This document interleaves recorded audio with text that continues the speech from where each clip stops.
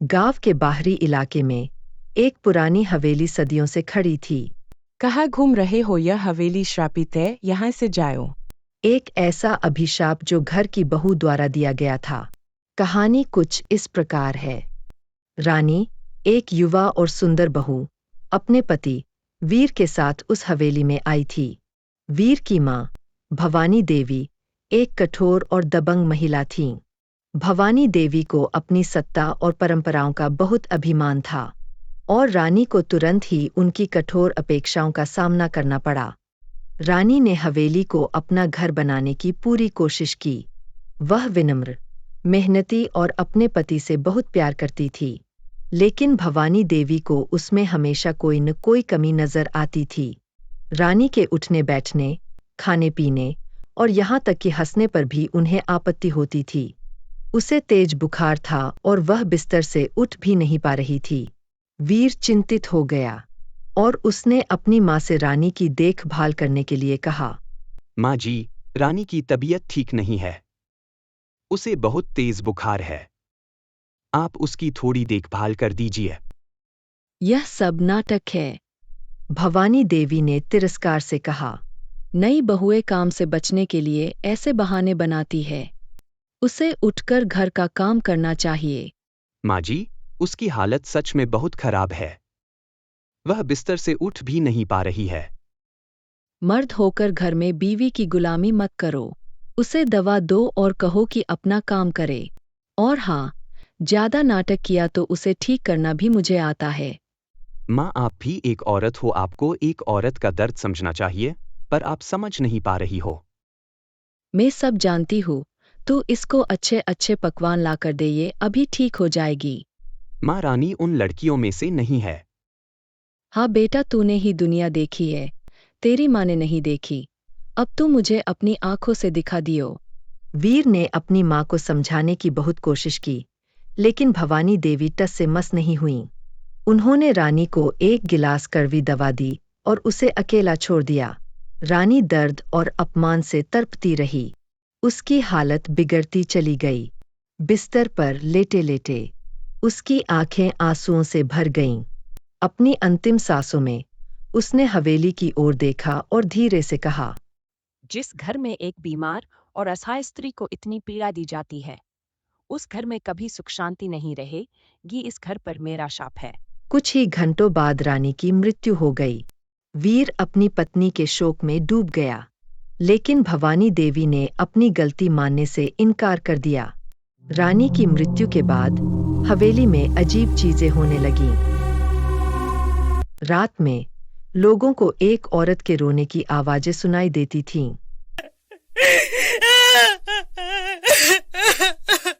घर के सामान अपने आप हिलने लगते थे और ठंडी हवा के झोंके हर कमरे में महसूस किए जा सकते थे। भवानी देवी ने इन सब बातों को अनदेखा करने की कोशिश की, लेकिन धीरे धीरे डर उनके मन में भी घर करने लगा। एक रात भवानी देवी अपने कमरे में अकेली बैठी थीं। अचानक उन्हें रानी की धीमी और दर्द भरी आवाज सुनाई दी। माँ जी, आपने मुझे बहुत दुख दिया, अब आपको मेरी पीड़ा का एहसास होगा। भवानी देवी डर से कांपने लगीं। उन्होंने चारों ओर देखा, लेकिन कमरे में कोई नहीं था। यह मेरा भ्रम है, उन्होंने खुद को दिलासा देने की कोशिश की, लेकिन उनका दिल तेजी से धड़क रहा था। अगली रात और भी भयानक घटनाएं हुईं। घर में रखा टेबल और कुछ और सामान हवा में उड़ने लगे। भवानी देवी यह सब देखकर डर गई और तुरंत ही वहां से भाग ली। वीर भी इन अजीब घटनाओं से परेशान था। उसने अपनी माँ से पूछा कि क्या हवेली में कुछ गड़बड़ है, लेकिन भवानी देवी ने उसे डांट दिया और कहा कि यह सब उसकी कल्पना है। लेकिन वीर जानता था कि कुछ तो जरूर गलत है। उसे रानी के आखिरी शब्द याद आ रहे थे। रात के समय औरत के रोने की आवाज आती है। धीरे धीरे हवेली में रहने वाले अन्य लोग भी डरने लगे।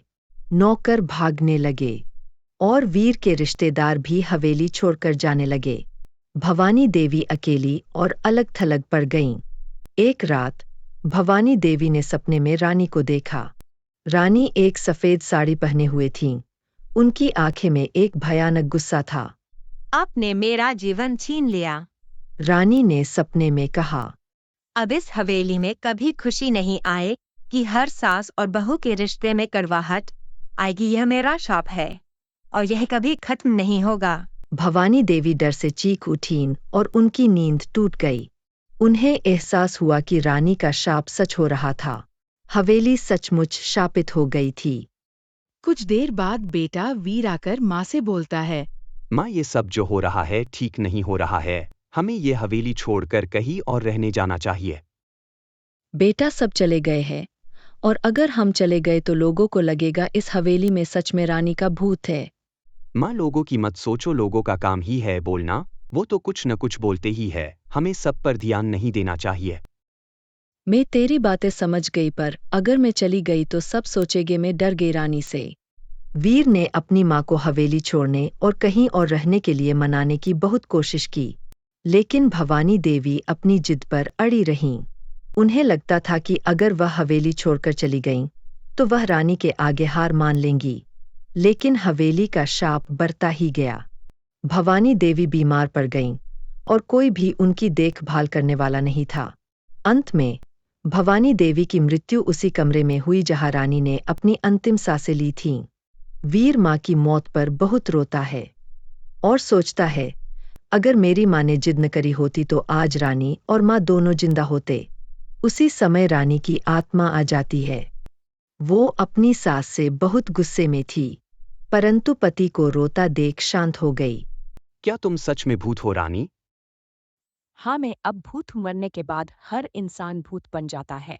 तो अब तुम मेरा साथ ही इस घर में रहोगी ना? मैं नहीं चाहता कि तुम कहीं जाओ, क्योंकि मेरी गलती की वजह से एक बार खो चुका हूँ, अब दोबारा नहीं खोना चाहता। मैं मरने के बाद भूत बन गई थी, परंतु किसके कारण मेरी मौत हुई थी उनकी भी मौत हो चुकी है, तो अब मुझे जाना होगा। रानी, ऐसा मत बोलो। सुनो, आप दूसरी शादी कर लेना। क्यों कि मैं ऊपर से आपको उदास नहीं देख पाऊंगी। आप हमेशा खुश रहो। ये बोलकर रानी वहां से गायब हो जाती है और वीर फिर रोने लगता है।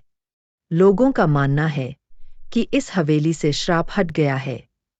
अगर आपको वीडियो अच्छी लगी हो तो लाइक, शेयर और कमेंट करना ना भूलें।